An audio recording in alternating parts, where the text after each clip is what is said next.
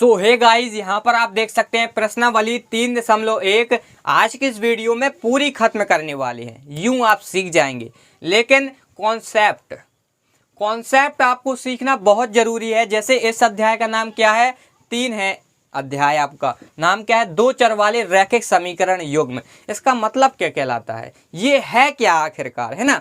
ये सबसे बड़ी बात है आपको जानने के लिए। और आप कह रहे होंगे सर आप हर दिन कॉन्सेप्ट बताते हैं और ये लॉजिक, हर बात के पीछे का अगर हम लॉजिक बता दें ना और लॉजिक के पीछे लॉजिक बता दें तो आपको पढ़ने में इतना मजा आएगा, आप मैथ के प्रति दीवाने लब प्यार हो जाएगा। और जो डायरेक्ट सवाल पढ़ते हैं और इस कॉन्सेप्ट को नहीं पढ़ते हैं वो भाई साहब मूर्ख हो जाते हैं। और मूर्ख तो बनना उनका बेसिक पेशा बन जाता है। क्यों? क्योंकि फिर वो 10वीं मैथ तो बहुत कम लगाते हैं और 10वीं खत्म हुई उनने भाई साहब 11 में मैथ छोड़ी, बायो ली या आर्ट ली, क्योंकि बनना ही नहीं है, क्योंकि कॉन्सेप्ट ही नहीं पढ़ा। तो आप पढ़ेंगे इस वीडियो में और मैं आपसे वादा करता हूं कि आप इस तरीके से सीखेंगे कि आपको लगेगा यार मजा आ गया, है ना। तो यहां पर आप देखेंगे दो चर वाले रैखिक समीकरण युग्म। अब दो चर, सबसे पहले तो आपका आता है चर। ये चर क्या कहलाता है, ये आपका चर क्या कहलाता है, ठीक है। तो यार आपको बता दिया जाए चर आपका, तो चर आ गया तो भाई साहब आपको अचर भी बता दें, क्या है चर अचर दोनों बता देंगे तो आपका बेसिक क्लियर हो जाएगा। देखो जैसे A B C D X Y Z U T भी, जितनी भी EBCD वाले फंक्शन होते हैं ना वो क्या कहलाते हैं आपके चर। जैसे यहाँ पर हो गया x, ये आपका चर है ना। और अचर क्या कहलाते हैं, जितने भी अंक होते हैं, जैसे -2 ले लो, 1 ले लो, 100 ले लो, 1000 ले लो, √3 ले लो, यानी कि अंक वाली संख्याएं क्या कहलाती हैं, अचर कहलाती हैं, अचर पद कहलाते हैं, है ना। तो ये आपका चर की बात हो गई। और यहाँ पे लिखा रैखिक, एक शब्द लिखा रैखिक। रैखिक का मतलब जानते हैं आप क्या होता है, रैखिक, रैखिक का मतलब आप बताइए, मुझे आपसे यही सुनना है। रैखिक का मतलब क्या कहलाता है। जैसे रैखिक का मतलब क्या कहलाता है, अधिकतम घात कितने की होनी चाहिए, 1 की होनी चाहिए। पूरे बहुपद या समीकरण में किसकी घात होनी चाहिए, 1 की घात होनी चाहिए। वो कहलाता है आपका रैखिक समीकरण या रैखिक बहुपद भी आ जाता है कहीं कहीं। तो जैसे हम लिख दें यहाँ पर x + y, क्या लिख दें, x + y, ये आपका एग्जाम्पल है, ठीक है। तो इसमें हम पूछे कितने की अधिकतम घात है, आप कहेंगे सर 1 की, तो भाई साहब यही कहलाता है रैखिक समीकरण। या आप बराबर में 0 लगा देंगे तो समीकरण, ये कहलाता है रैखिक समीकरण। अब यहाँ पर लिखा है दो चर वाले रैखिक समीकरण युग्म। दो चर यानी कि x + y, ये आपके दो चर हो गए, ना कि आपके ये दो चर कहलाते हैं। ये चर तो दो समान ही हैं। दो चर का मतलब कहलाता है एक चर अलग हो दूसरा चर भी अलग हो, ठीक है। जैसे x + y, ये वाला दो चर वाला नहीं है, ये है भाई साहब आपका दो चर वाला, ठीक है। तो क्या है, ये क्या कह रहा है, दो चर वाला, दो चर वाले रैखिक समीकरण, यानी कि 1 की घात होनी चाहिए समीकरण युग्म, ठीक है। समीकरण युग्म का मतलब आप जानते क्या कहलाता है, जोड़ा, क्या कहलाता है, जोड़ा। तो यहाँ पर जोड़ा से है, ठीक है। और समीकरण लगा यानी कि बराबर 0 होना चाहिए। ये जो आपका समीकरण लिखा हुआ है ये है आपका दो चर वाला रैखिक समीकरण। और आपको बता दिया जाए आपके पूरे अध्याय में दो चर वाले रैखिक समीकरण के बारे में ही बताया गया है। आपको यहाँ पर पूरे अध्याय में ऐसा कोई समीकरण नहीं मिलेगा कि आपको इस प्रकार से मिल जाए। आपको अगर ऐसा मिल जाए तो मेरी नाक काट देना, ठीक है भाई साहब। मैं देखो नाक पे आ गया हूँ, ऐसा नहीं मिलेगा क्योंकि उसने साफ लिख दिया है दो चर वाले रैखिक समीकरण, यानी कि उसमें दो चर होंगे और रैखिक समीकरण होगा, यानी कि घात उसकी 1 की होगी ना कि 2 की होगी। ये आपका कॉन्सेप्ट, ठीक है। तो आपका ये चीज क्लियर हो गया। अब हम आपको बताएंगे 3.1 प्रश्नावली का पहला सवाल। सो हे गाइस, यहाँ पर देख सकते हैं कि पहला सवाल लग चुका होगा। इसको आपको सॉल्व करके सिखाते हैं, बिल्कुल सरल है भाई साहब। आप कहेंगे इतना सरल, तो लिखा हुआ है आफ्ताब अपनी पुत्री से कहता है 7 वर्ष पूर्व मैं तुमसे 7 गुनी आयु का था, अब से 3 वर्ष बाद मैं तुमसे केवल 3 गुनी आयु का रह जाऊंगा। क्या यह मनोरंजक है? बिल्कुल मनोरंजक है यार, मजा आ गया, ठीक है। इस स्थिति को बीजगणितीय एवं ग्राफीय रूपों में व्यक्त कीजिए। ध्यान देना है कि सवाल में ये नहीं कहा है कि इसकी आयु बताइए, इसकी आयु बताइए। आपको बीजगणितीय रूप में निरूपित कर देना है और ग्राफीय रूप में, ठीक है। आपको वहां पर आयु कुछ नहीं निकालना है।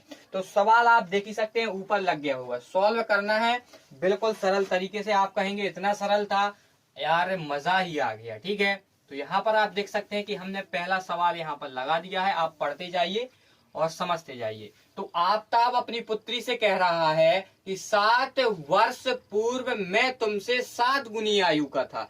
लेकिन आप मेरी भाई साहब बात सुनिए, आपको जब वर्तमान आयु पता नहीं है तो आप 7 वर्ष पूर्व की आयु कैसे पता कर सकते हैं? तो आप सबसे पहले वर्तमान आयु मान लेंगे, क्योंकि वहां पे दी तो गई नहीं है। अपन को क्या करना होगा? मानना पड़ेगा। तो आप क्या लिखेंगे? माना। क्या लिखेंगे? माना आफताब। क्या लिखेंगे? आफताब। आफताब भी भाई साहब अच्छा नाम है। आफताब की वर्तमान आयु बराबर कितनी होगी? x वर्ष। मान ली भाई साहब, हमारी मर्जी, ठीक है। और तथा लगाएंगे। तथा लगा के क्या लिखेंगे? पुत्री की वर्तमान आयु। पुत्री की भी तो पता होनी चाहिए वर्तमान आयु, तभी तो आप 7 वर्ष पहले की पता लगा पाएंगे कि उसकी आयु कितनी है। तो पुत्री की वर्तमान आयु कितनी होगी? y वर्ष, ठीक है। अब आपको क्या करना है? पहली शर्त, आपको यहाँ पर 2 शर्त दी गई हैं, तो अपन पहली शर्त से पहले अपन सॉल्व कर ले। पहली शर्त आपकी क्या कहलाती है? यानी कि क्या कह रही है आपकी पहली शर्त? पहली शर्त आपसे ये कह रही है कि अपनी मतलब जो आफताब है वो अपनी पुत्री से कह रहा है कि मैं 7 वर्ष पूर्व तुमसे मैं 7 गुनी आयु का था। तो हमें कैसे पता करेंगे कैसा क्या है? तो आपको देखो सबसे पहले यहाँ पर लिखना होगा, लिखेंगे आप पहली शर्त के अनुसार आफताब। क्या लिखेंगे? आफताब।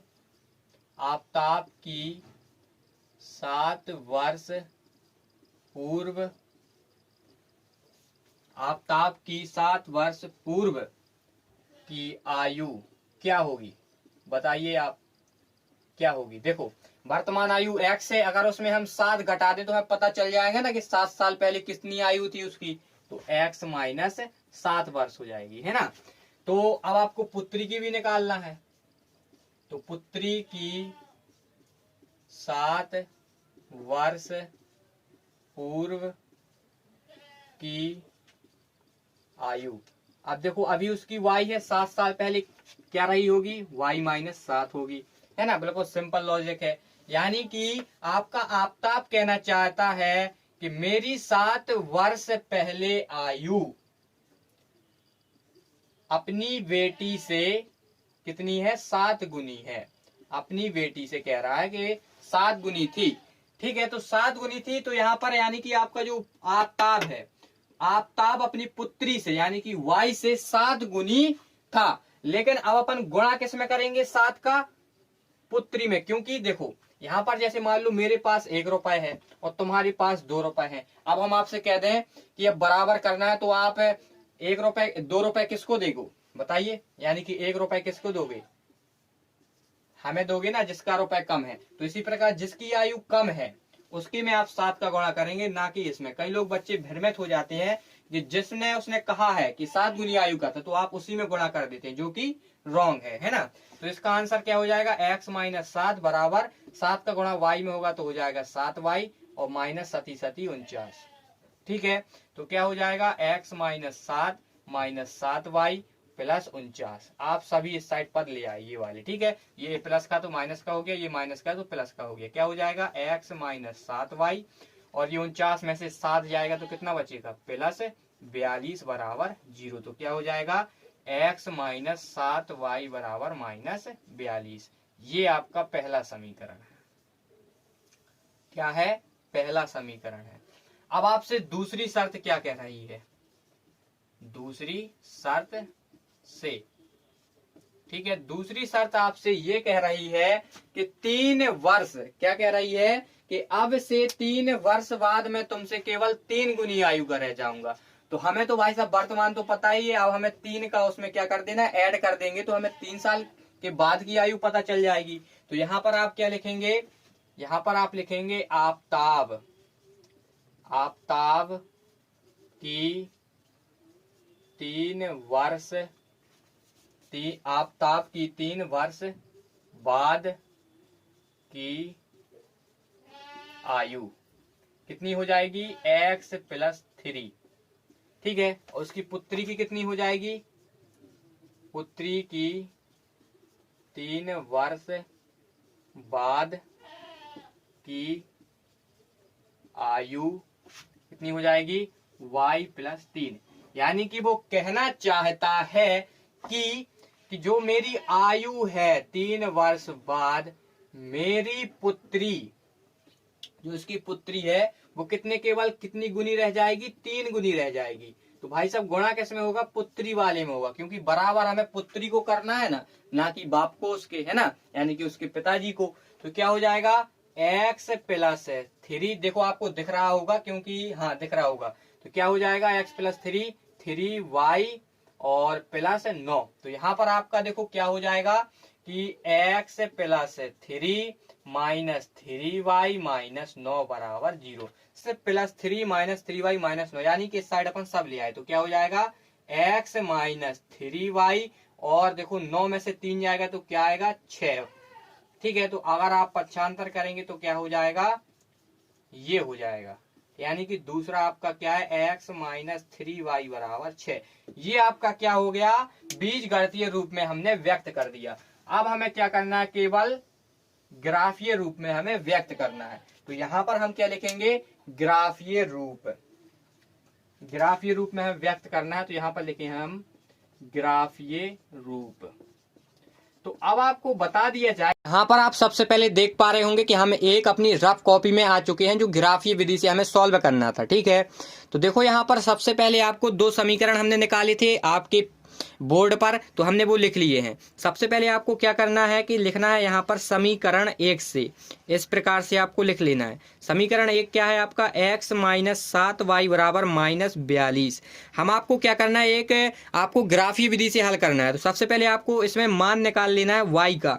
तो जब आप y का मान निकालेंगे तो क्या हो जाएगा, -7y बराबर -42 और -x हो जाएगा। जब आप -7y का मान निकालेंगे तो यहाँ पर माइनस कॉमन ले लीजिए, तो क्या हो जाएगा, 42 + x, और यहाँ पर माइनस से माइनस कट जाएगा। तो क्या आएगा, y का मान यहाँ पर आप देख सकते हैं कि आएगा 42 + x/7। ठीक है, ये आपको इस प्रकार से निकाल लेना, क्योंकि आप ग्राफीय विधि से सॉल्व कर रहे हैं। तो सबसे पहले आप एक मान इस प्रकार से y या x का मान निकाल लीजिए। तो यहाँ पे अब आपको बनाना है एक बॉक्स।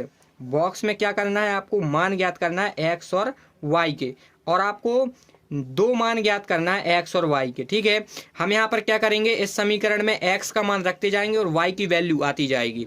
इसी प्रकार से आप समीकरण 2 से लेंगे, तो यहाँ पर लिखेंगे आप समीकरण 2 से।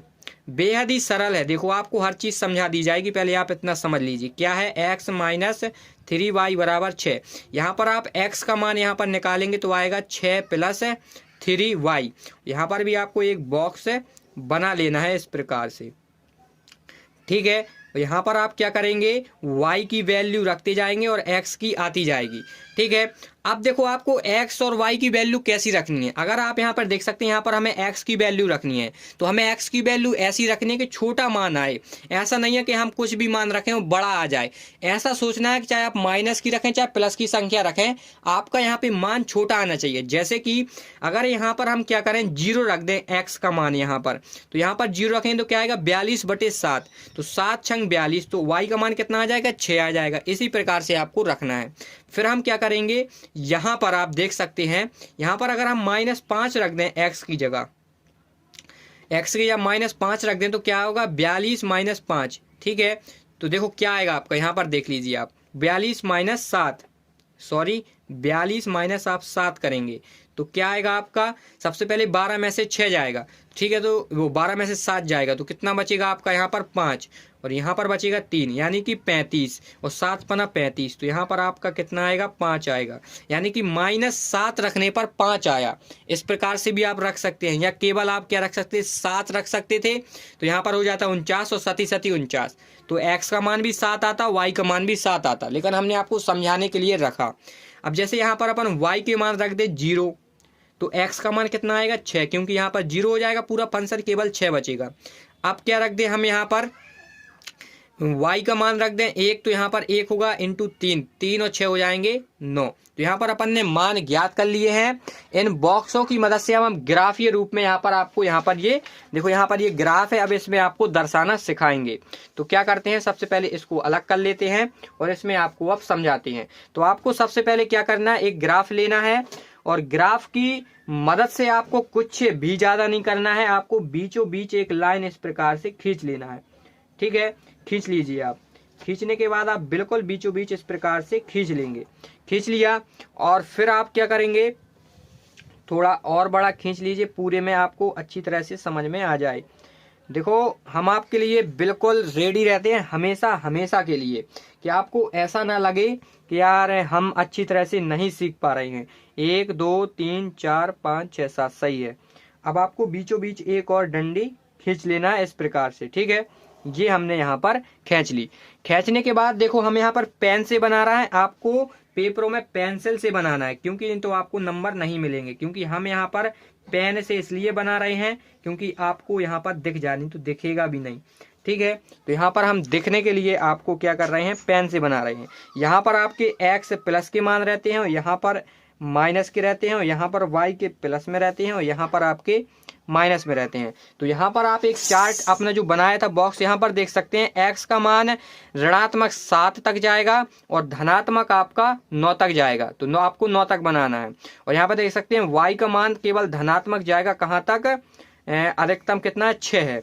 ठीक है, तो आपको ऋणात्मक भाई साहब 7 बनाना पड़ेगा। सबसे पहले यहाँ पर आप देखो, यहाँ पर आप 1 2 3 4 5 6 7 8, यहाँ पर इसी प्रकार से -1 -2 -3 -4 -5 -6 -7। ठीक है, इसी प्रकार से आप यहाँ पर कर लेंगे 1 2 3 4 5 6 7 8। इसी प्रकार से यहाँ पर -1 -2 -3। देखो, पहला सवाल मैं बिल्कुल विधिवत बता रहा हूँ कि आपको समझ में आ जाए। ठीक है, नहीं तो हम यही सवाल आपका तुरंत खत्म कर देते, यहाँ पर ज़्यादा कुछ नहीं लिखते, जो हमें यहाँ पर दिया गया है वो चीज़ आपको यहाँ पर समझाते। तो यहाँ पर आपको इस प्रकार से तैयार कर लेना है। कर लिया आपने तैयार। अब आपका यहाँ पर देखेंगे, पहली रेखा बनाएंगे तो x का मान 0 और y का मान 6। तो यहाँ पर अब आप जब x का मान 0, तो यहाँ पर 0 तो 0 ही है, y का मान 6 चलेंगे, यानी कि ये वाला प्लस में 6। तो एक बिंदु आपको मिल गया, कौन सा, 0 और 6। ठीक है, अब दूसरा बिंदु क्या है, x का -7 और y का प्लस का 5, यानी कि यहाँ पर देख सकते हैं -7 आपका ये रहा प्लस का। ठीक है, और y का मान कितना चल रहा है, 5 प्लस में। तो यहाँ पर देख सकते हैं, ये आप यहाँ पर जाएंगे तो प्लस का 5 आपका ये रहा है इस वाले में। ठीक है, तो आपका ये बिंदु मिल गया। तो यहाँ पर क्या है आपका -7 और 5। अब आपको क्या करना है, फुटा की मदद से, देखो हम आपको बता दें, फुटा की मदद से आपको एक रेखा खींच देनी है इस प्रकार से। ठीक है, जो आपके यहाँ पर बिंदु हमने निकाले थे, तो आप इस प्रकार से एक रेखा खींच देंगे। ठीक है, रेखा खींचने के बाद इसका जो समीकरण था वो आप यहाँ पर नाम दे सकते हैं, क्या था कि x - 7y बराबर -42। अब आप जो आपका दूसरा बॉक्स था उससे बनाएंगे, x का मान 6, y का मान 0। तो x का मान जब आप 6 चलेंगे यहाँ तक आएगा, y का मान 0 है तो 0 आपको नहीं चलना है, यानी कि आपका यहाँ पर क्या आएगा, 6 और 0। अब आपका दूसरा मान क्या है, x का मान 9 चलना है और y का मान 1। तो 9 चलना है तो भाई साहब यहाँ तक आ जाएगा पूरा पूरा। ठीक है, ये हमने 9 लिखा नहीं है, यहाँ पर हम 9 लिख दे रहे हैं। ये चल रहा है 9 और y चल रहा है 1, यानी कि यहाँ पर आएगा आपका ये बिंदु। ठीक है, यहाँ पर आएगा आपका ये बिंदु। तो बिंदु आने के बाद आप क्या करेंगे, एक ऐसी रेखा खींच देंगे। अगर आपके ये बिंदु नहीं मिलते हैं, ये आपके अगर बिंदु नहीं मिलते हैं तो आपका सवाल गलत है। देख सकते हैं यहाँ पर हमने दोनों बिंदु मिल गए हैं। तो आप यहाँ पर वो वाला समीकरण लिख देंगे, क्या है, x - 3y बराबर 6। और देखो उसने कुछ मान ज्ञात करने के लिए नहीं कहा है, केवल ग्राफीय रूप और बीजगणितीय रूप में कहा है। तो बोर्ड में हमने बीजगणितीय रूप दर्शा दिया और इसमें ग्राफीय रूप, तो इसको आप नोट कर लीजिए। तो अब बताएंगे हम आपको दूसरा सवाल। सो हे गाइस, यहाँ पर देख सकते हैं कि दूसरा सवाल लग चुका है जो कहता है बहुत ज्यादा रद्दी है भाई साहब, हमें ना लगाओ, लेकिन हम तो लगाएंगे यार, हमें तो प्रैक्टिस करनी है ना। तो दूसरा सवाल आपसे कह रहा है क्रिकेट टीम के एक कोच ने, एक क्रिकेट टीम है और एक उसमें कोच है, कोच ने भाई साहब बहुत तरीके से क्वेश्चन लिखा है, 3900 रुपये में 3 बल्ले तथा 6 गेंदें खरीदी। यार कितना मूर्ख इंसान है, 6 बल्ले और 3 गेंदें, गलत बोल रहा हूं मैं, है ना 3 बल्ले और 6 गेंदें खरीदी। अब यार देखो 6 गेंदें, अब एक आप दिमाग लगाइए, हम तो यार जब खेला करते थे गेंद बल्ला तो 100-150 का बल्ला आता था, तो मान लो 150 का एक बल्ला आए तो 3 बल्ले कितने के आएंगे बताइए मुझे आप। मुश्किल से मुश्किल कितने रुपए के, 300 ये हो गए और 150 और उसमें जोड़ दो 450, ऐसा ही है शायद, 150 होते 300, गलत भी हो सकता है यार। 150 कितने होते हैं 300, है ना, और 150 और उसमें जोड़ दो कितना हो गया 450, तो 450 के बल्ले आ जाते। गेंद कितने कितने की 30 की एक गेंद आती थी 30 रुपए की, तो 30 चक्का जितने भी होते हों तो मुश्किल से मुश्किल 1000 रुपये में अपना सब आ जाता था। लेकिन भाई साहब इन्होंने 3900 रुपये खर्च किए हैं। कितने रुपए, 3900 रुपये, बहुत पैसा है इनके पास। बाद में उसने एक और बल्ला तथा उसी प्रकार की 3 गेंदें रुपये 1300 में खरीदी। इस स्थिति को बीजगणितीय तथा ज्यामितीय रूप में व्यक्त कीजिए। तो आपको बता दिया जाए, ज्यामितीय रूप और ग्राफीय रूप एक ही कहलाता है। क्या कहलाता है, एक ही कहलाता है। तो इस सवाल को अपन समझ लेते हैं, बेहद ही है सरल। देखो आपको पता होना चाहिए कि जब आप इसकी सब कीमत निकाल पाएंगे, जब आपको एक बल्ले की कीमत पता होगा, जैसे मैंने अभी आपको बताया, और एक बल्ले की कीमत और एक गेंद की कीमत जैसे मैंने अभी चर्चा की है ना, वो भाई साहब फालतू नहीं था, वो सब इसके समझाने के लिए सवाल था। यानी कि आपको एक बल्ले और एक कीमत की कीमत आपको पता होना चाहिए, बल्ले और गेंद की। तो यार यहाँ पर तो सवाल ने नहीं दिया है, लेकिन हम मानेंगे क्योंकि मैथ में क्या चलता है, माना। तो यहाँ पर आप लिखेंगे, हल लिखेंगे, माना एक बल्ला की कीमत कितनी है भाई साहब, आपको बताना है, तथा एक गेंद की कीमत। बताओ, आप बताओ यार, सरल है ना, आप तो अभी कह रहे थे सरल है सरल है, बताओ। तो देखो एक बल्ला की कीमत क्या हो जाएगी, कितनी रुपए हो जाएगी, x रुपए हो जाएगी, और गेंद की y रुपए। मानने में क्या जाता है। अब आपको पहली शर्त में क्या कहा गया है, पहली शर्त से, पहली शर्त बेहद ही सरल है।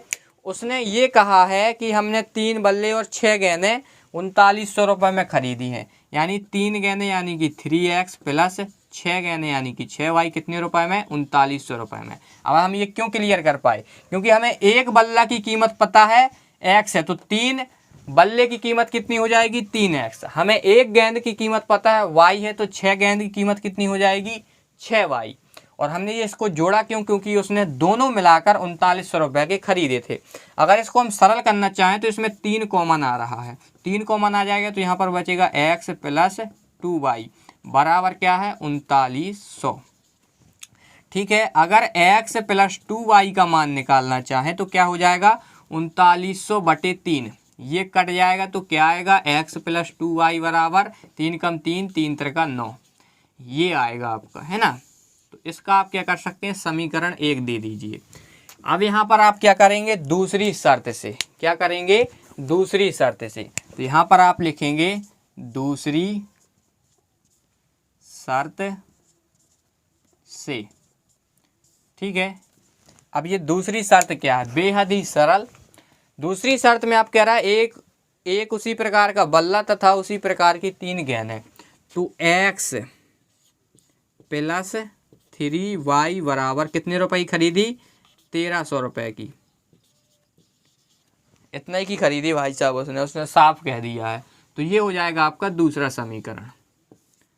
ठीक है, तो यहाँ पर आप देख पा रहे होंगे हमने बीजगणितीय रूप में दर्शा दिया है। अब हम आपको ग्राफीय रूप और बताते हैं। तो यहाँ पर देख सकते हैं कि हमने जो दूसरा सवाल है वो ग्राफीय रूप से हमें हल करना है। तो हमने यहाँ पर जो दो समीकरण आए थे बोर्ड पर वो हमने यहाँ पर लिख लिए हैं। ठीक है, अब लिखने के बाद क्या करना है, आपको यहाँ पर लिखना है समीकरण 1 से। ठीक है, क्या लिखना है, समीकरण 1 से। तो यहाँ पर लिखेंगे आप समीकरण 1 से। समीकरण 1 क्या है, x प्लस 2y बराबर 1300। आपको क्या करना है, इसमें y का मान निकालना है। तो क्या हो जाएगा, 2y बराबर 1300 माइनस एक्स, ये साइड आएगा माइनस का हो जाएगा, और y का मान क्या निकल के आएगा, 1300 माइनस एक्स बटे 2। इसी प्रकार से आप क्या लेंगे समीकरण 2 से। समीकरण 2 आपका क्या है, समीकरण 2 है आपका x प्लस 3y बराबर 1300। इसमें भी आपको y का मान निकालना है। तो क्या हो जाएगा, 3y बराबर 1300 माइनस एक्स, और y बराबर हो जाएगा आपका 1300 माइनस एक्स बटे 3। ठीक है, अब आपको क्या करना है, यहाँ पर एक बॉक्स बनाना है जिसमें हमें दो मान अधिकतम ज्ञात करने होते हैं। ठीक है, तो यहाँ पर आप क्या करेंगे, x का मान यहाँ पर रखेंगे, y के मान आते जाएंगे। इसी प्रकार से यहाँ पर भी वही प्रक्रिया होने वाली है। ठीक है, बहुत सिंपल है, आपको ज़्यादा अपना दिमाग लगाने की कोई ज़रूरत नहीं है। ठीक है, अब देखो अगर हम यहाँ पर x का मान कितना रख दें, 100 रख दें यहाँ पर। ठीक है, अगर x का मान यहाँ पर 100 रखेंगे तो 13 में से 100 जाएंगे, बचेंगे 1200। और यहाँ अगर आप 1200 को 2 से काटते हैं तो कितना आएगा, 600 आएगा। ठीक है, तो यहाँ पर y का मान कितना आ जाएगा, 600 आ जाएगा। इसी प्रकार से जब आप यहाँ पर क्या करेंगे, 300 रख देंगे, क्या करेंगे, x का मान 300 रख देंगे तो क्या बचेगा, 1000 बचेगा। यहाँ पे घट जाएगा ना 300, और बटे 2 है आपका, तो 2 पंचे 10, 500 आ जाएगा y का मान। तो ये आपका हो गया। अब इसी प्रकार से यहाँ पर आप देख सकते हैं, अगर हम क्या कर दें, x का मान 100 रख दें तो यहाँ पर क्या बचेगा, 1200, और 3 से 1200 को काटेंगे इस प्रकार से तो आपका क्या आएगा, 600 आएगा। ठीक है, तो यहाँ पर आप लिख देंगे 600। इसी प्रकार से जब आप यहाँ पर कितना घटा देंगे, यहाँ पर आप घटाएंगे 400। ठीक है, यहाँ पर x का मान 400 रखेंगे तो 1300 में से 400 जाएगा, बचेगा 900। तो यहाँ पर आपका कितना आएगा, यहाँ पर आएगा 3 त्रिका 9, 300 आएगा। ठीक है, अब आपको क्या करना है, एक हम आपको वो दिखाते हैं ग्राफ, उसमें आपको सिखाते हैं क्या करना है आगे। तो यहाँ पर देख सकते हैं आप इस प्रकार का एक ग्राफ लेंगे, और यहाँ पर आप एक इस प्रकार से लाइन खींचेंगे। ठीक है, ये इस प्रकार से लाइन खींचने के बाद आपको क्या करना है, फिर आपको एक ऐसी लाइन खींच देना है। ठीक है, जैसे यहाँ पर हम आपके सामने खींच रहे हैं, तो ध्यान से बिल्कुल देखना है हम कैसी लाइन खींचते हैं।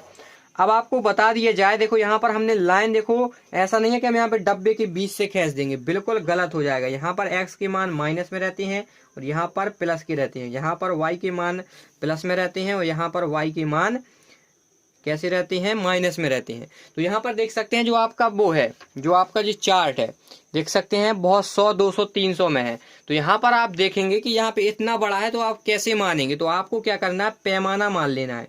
क्या मान लेना है, पैमाना। ये पैमाना क्या होता है, पैमाना जैसे हमें 1 सेंटीमीटर बराबर कितना मानना, मान लो हमें 100 सेंटीमीटर मानना है, तो सीधे यहाँ पर अपन 100 का खाना चलेंगे। तो यहाँ पर 100 हो जाएगा, 200 हो जाएगा, 300 हो जाएगा, और 400 हो जाएगा, और 500 हो जाएगा, और 600 हो जाएगा, और यहाँ पर 700 हो जाएगा।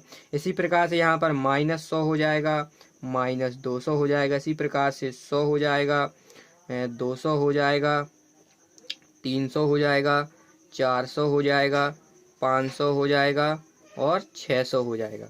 इसी प्रकार से यहाँ पर नीचे की तरफ हो जाएगा -100 और -200। इसी प्रकार से नीचे चल सकते हैं। तो यहाँ पर सबसे पहले रेखा समीकरण बनाते हैं। समीकरण का रेखा तो देख सकते हैं x का मान 100 और y का मान 600, यानी कि ये आपका x का मान 100 है और y का मान 600। ठीक है, तो यहाँ पर देख सकते हैं ये आपका यहाँ पर बिंदु बनेगा। तो यहाँ पर एक बिंदु आपका इस प्रकार से यहाँ पर आप बना लीजिए। यहाँ पर कौन सा बिंदु है आपका, 100 और 600।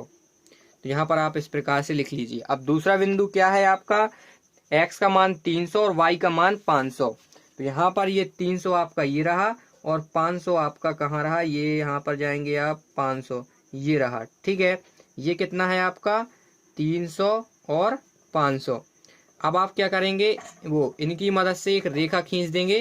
जो यहाँ पर देख सकते हैं हम लोग को सीधे बिंदु आए होंगे। अगर आपके सीधे बिंदु नहीं आए हैं यानी कि आपकी जो समीकरण है वो गलत आए हुए हैं, तो यहाँ पर आप वो लिख दीजिए। जो रेखा का समीकरण आया था वो कितना था, x प्लस 2y बराबर 1300। ठीक है, अब दूसरा अपन रेखा का समीकरण निकालते हैं। वो क्या है, x का मान 100 चलना है, y का मान 600। ठीक है, 100 और 600, तो यहाँ पर ये 100 ये रहा और 600 ये रहा, तो यहाँ पर ही ये रहेगा दूसरा भी। ठीक है, ये भी आपका सेम ही है, तो यहाँ पर आप दोबारा से लिख सकते हैं 100 और 600। इसी प्रकार से आपको फिर कौन सा चलना है, 400 और 300। 400 और 300, ये 400 रहा और ये रहा आपका 300, तो ये आपका बिंदु हो गया। ठीक है, ये आपका बिंदु हो गया कितना, 400 और 300 का। अब यहाँ पर आप एक पटरी खींच देंगे, देख सकते हैं ये आपका ये रहा। इस प्रकार से आपको एक रेखा खींच देनी है, इनको बिंदुओं को मिलाते समय। ठीक है, तो इस प्रकार से बिंदुओं को मिलाना है आपको।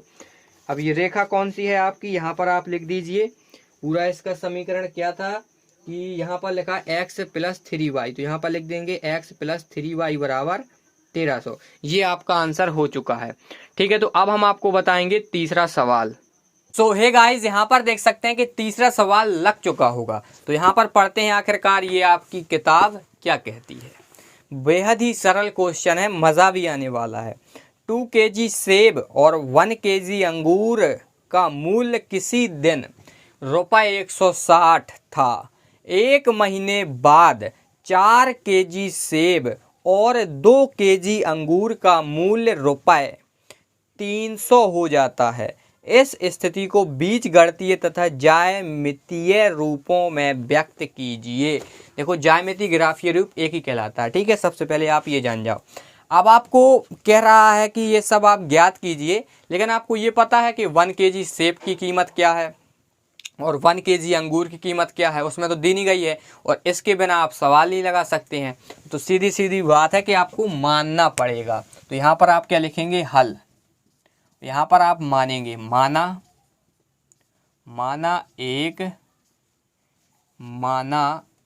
एक kg सेब की कीमत, या मूल्य लिखो, मूल्य अच्छा लगेगा ना, मूल्य बराबर ₹x तथा 1 kg अंगूर की मूल्य कितना होगा, ₹y। ठीक है, अब आप सवाल लगा सकते हैं। अब यहाँ पर होगी पहली शर्त आपकी क्या कहती है, पहली शर्त से।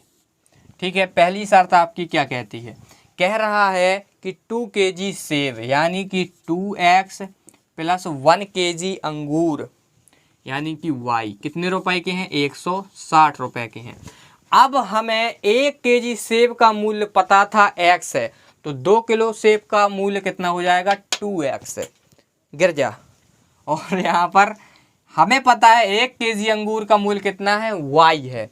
तो हमें 1 kg है, तो यहाँ पर 1 kg दिया था तो y हो गया। 1 इंटू y का मतलब y ही कहलाता है। ठीक है, और कितने रुपए के थे दोनों मिलाकर, 160 रुपए के। ये आपका कौन सा समीकरण बनता है, पहला। तो यहाँ पर आप समीकरण 1 डाल देंगे। तो यहाँ पर आप लिखेंगे दूसरी शर्त से। क्या लिखेंगे, दूसरी शर्त अनुसार या दूसरी शर्त से।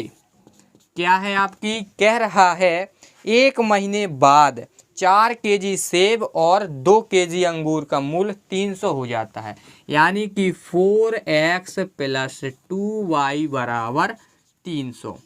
अगर इसको हम सॉल्व करें तो 2 आपका कॉमन आ जाएगा, तो 2x प्लस y बराबर 300। क्या रहा है, 300। और यहाँ पर हो जाएगा 2x प्लस y बराबर 300/2। काट देंगे तो क्या आएगा, 2x प्लस y बराबर 2 कम 2, 2 पंचे 10, 150 आ जाएगा। ये आपका हो जाएगा दूसरा समीकरण। ये हो गया आपका बीजगणितीय रूप। अब हम आपको बताएंगे ग्राफीय रूप। यहाँ पर आप देख सकते हैं तीसरे के जो आप पे समीकरण आए थे वो दोनों ये आए थे। तो यहाँ पर आप क्या लिखेंगे, सबसे पहले समीकरण 1 से, बिल्कुल बेहद ही सरल है, ध्यान से आपको देखते जाना है। तो क्या था आपका 2x प्लस वाई बराबर 160। यहाँ पर आप क्या करेंगे, सॉरी 160 है केवल, ठीक है। यहाँ पर आप क्या करेंगे, यहाँ पर आप निकालेंगे x का मान, तो क्या हो जाएगा 160 माइनस वाई, तो x बराबर हो जाएगा 160 माइनस, सॉरी यार 1600 हर बार लिख रहा है, 160 माइनस 2। इसी प्रकार से आप क्या करेंगे, इसको सरल करेंगे तो क्या आएगा, 4x प्लस 2y बराबर 300 है। इसको सरल करेंगे तो क्या आएगा, 2x प्लस वाई बराबर 300, ठीक है। कॉमन ले लेंगे 2, तो 2x प्लस वाई बराबर हो जाएगा 300/2, तो कितना आएगा 150 आएगा, ठीक है। 2 कम 2, 2 पंचे 10 और 0। यहाँ पर आप क्या करेंगे, x का मान निकालेंगे तो कितना आएगा 150 माइनस y/2। अब आपको यहाँ पर एक बॉक्स बना लेना है इस प्रकार से, ठीक है। इस प्रकार से आपको बॉक्स बना लेना है, और यहाँ पर भी आपको क्या कर लेना है, बॉक्स बना लेना है इस प्रकार से, ठीक है। यहाँ पर लिखना है x और y। यहाँ पर आप क्या करेंगे, y के मान रखते जाएंगे और x के मान आते जाएंगे। तो यहाँ पर अपन ट्राई करते हैं। सबसे पहले यहाँ पर देख सकते हैं, यहाँ पर हम क्या रख दें, y का मान, अगर देखो यहाँ पर 100, यहाँ पर 60 है, ऐसा क्या घटा दें कि 2 का भाग देने से कम ही आ जाए। जैसे मान लो हम भाग घटा दें, 60 घटा दें तो कितना बचेगा 100। तो यहाँ पर देखो, यहाँ पर अपन क्या कर देंगे, x का मान रख देंगे अपन क्या 60, तो क्या बचेगा 100 बचेगा, और 100 में 2 का भाग देंगे तो क्या आएगा 50 आएगा। तो यहाँ पर आप क्या लिखेंगे 50, ठीक है। इसी प्रकार से आप क्या कर देंगे, यहाँ पर आप क्या करेंगे 100 रख दीजिए मान, क्या रख दीजिए 100 रख दीजिए, y का मान, वो x का मान 100 रख दीजिए, तो 100 घट जाएगा इसमें, तो कितना बचेगा आपका यहाँ पर 60 बचेगा, और 60 यहाँ पर बचेगा, 2 का भाग देंगे तो कितना आएगा 30 आएगा, ठीक है। 2 3 6, और यहाँ पर इस प्रकार से। इसी प्रकार से जब यहाँ पर आप देख सकते हैं, यहाँ पर अगर हम y का मान कितना रख दें, 50 रख दें, 50 रखेंगे तो क्या बचेगा 100, और 2 से भाग देंगे तो कितना आएगा 50 ही आएगा। बिल्कुल सिंपल है ना, कितना सरल है। देखो यहाँ पर आप 150 में 50 रखें तो कितना आएगा 100 आएगा, और भाग देंगे तो 50 ही आएगा। इसी प्रकार से जब आप यहाँ पर 100 मान रख दीजिए y का, तो कितना आएगा यहाँ पर y का मान, यहाँ पर y का मान 100 रखेंगे तो 100 घट जाए 50 बचेगा, और यहाँ पर कितना हो जाएगा 25 हो जाएगा, ठीक है। यहाँ पर देखो 50 बचेगा ना, 50 में 2 का भाग देंगे तो कितना आएगा 25 आएगा। तो अब आपको क्या करना है, एक चार्ट पेपर बना लेना है, जैसा कि हमने यहाँ पर एक ये रहा, ठीक है। ये इसी में हम आपको बता देंगे बिल्कुल सिंपल तरीके से। तो यहाँ पर आप क्या करेंगे, समझ जाएंगे। इस वाले चार्ट पेपर को हम लेते हैं, देखो एक पटरी की मदद से आपको यहाँ पर बना लेना है। अधिकतम देखो x का मान, देखो यहाँ पर आप देख सकते हैं, अधिकतम आपको x के मान के लिए 100 रखना है, और y के अधिकतम मान के लिए आपको 50 रखना है। तो पैमाना मानना पड़ेगा 10 का। तो यहाँ पर अपन पैमाना मान लेते हैं, तो यहाँ पर अपन पैमाना मान लेंगे, उसमें कोई दिक्कत नहीं है, ठीक है। पैमाना मान लेंगे अपन। देखो बिल्कुल सिंपल है इन सवालों को समझना। अगर आप प्यार करते हैं मैथ से तो आप ध्यान से समझ रहे होंगे तभी से। तो यहाँ पर आप देख सकते हैं कि जो आपका यहाँ पे इस साइड है वो x के मान क्या रहते हैं, माइनस के, उस तरफ रहते हैं प्लस के, और यहाँ पर y के मान रहते हैं माइनस में, और यहाँ पर रहती हैं प्लस में, रहती है ना। अब देखो अपन को पैमाना मान लेना है। पैमाना आपका क्या है, पैमाना आपको मान लेना है 1 सेंटीमीटर बराबर 10 सेंटीमीटर, ठीक है। इस प्रकार से मान लेना है। तो क्या हो जाएगा यहाँ पे 10 20 30 40 50 60 70 80 90 100। इसी प्रकार से यहाँ पर आप लिख लीजिए 10 20 30 40 50 60 70 80 90 100। और नेक्स्ट लिखने की जरूरत नहीं है क्योंकि माइनस के मान अपने पास यहाँ पर नहीं है, इसलिए हम समझ जाते हैं कि हमें केवल प्लस प्लस के मान बचाना है। तो यहाँ पर देख सकते हैं कि x का मान हमें कितना चल रहा है 60, और y का मान चल रहा है 50। 60 और 50, तो यहाँ पर देखेंगे जो आपकी 60 है, ये देख सकते हैं ये 60 हो गया, और 50 कहाँ है आपका, ये ऊपर जाएंगे आप, 50 ये है आपका। तो कितना है आपका यहाँ पे 60 और 50। अब आपको यहाँ पर देख सकते हैं अब कितना मान चलना है, x का मान 100 और y का मान 30। तो ये आपका रहा 100 और ये रहा आपका 30। तो यहाँ पर लिखेंगे आप 100 और 30। अब आप क्या करेंगे, एक पटरी की मदद से एक रेखा खींच देंगे, ठीक है, इन बिंदुओं को मिलाते हुए। तो आप एक रेखा खींच दीजिए इस प्रकार से। अब इस रेखा को और अच्छी तरह से खींच लीजिए। क्या है, पेन हमारा धोखा दे रहा है भाई साहब। देखो मुझे इतना अटल लग रहा है यार, इसमें पढ़ाते समय यार मैं ऊब गया हूँ। इसका समीकरण क्या है, बिल्कुल सिंपल था, 2x + y बराबर 160।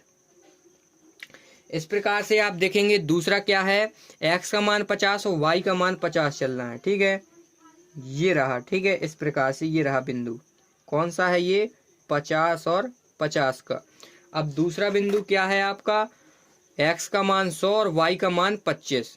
x का मान 100 ये रहा, 25 कहाँ चलेंगे, बिल्कुल बीचों बीच, ये आपका यहाँ पर हो जाएगा 25, ये आपका 20 हो गया और यहाँ पर हो जाएगा 25। देखो 20 और 20 के यहाँ पे 25 होगा, क्योंकि 10 लाइनें रहती हैं, यहाँ पर 10 लाइनें रहती हैं ना, तो ये इसके सीध में हो जाएगा आपका यहाँ पे 25, ठीक है, यानी कि 100 और 25। अब आपको क्या करना है, आपको ये दो बिंदु इस प्रकार से मिला देना है। क्या कर देना है, मिला देना है, मिला देना है ना। देखो अच्छी तरह से मिलाते हैं। देखो फिर पेन आपका नहीं चला है, ये अपना पेन चल गया यहाँ पर, ठीक है। तो इस रेखा का समीकरण भी आप लिख दीजिए। क्या है यहाँ पर रेखा का समीकरण, 4x + 2y बराबर 300। ये आपका हल हो चुका है, तो इसको आप नोट कर लीजिए। यहाँ पर हम आपकी प्रश्नावली पूरी खत्म करा चुके हैं। तो मिलते हैं दोस्तों नेक्स्ट वीडियो में, जब तक के लिए बाय।